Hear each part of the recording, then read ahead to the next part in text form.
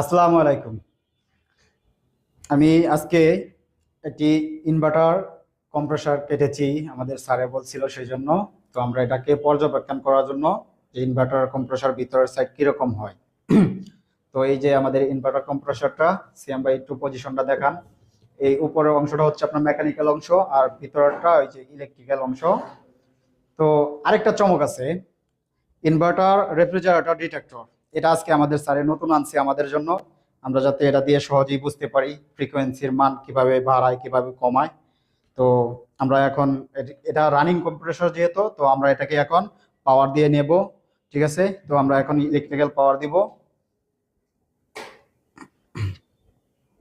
তো এই যে আমরা সুইচ অন করে নিচ্ছি, যেহেতু মানটা একদম জিরোতে, সেক্ষেত্রে আমরা একটু হালকা বাড়িয়ে দেব।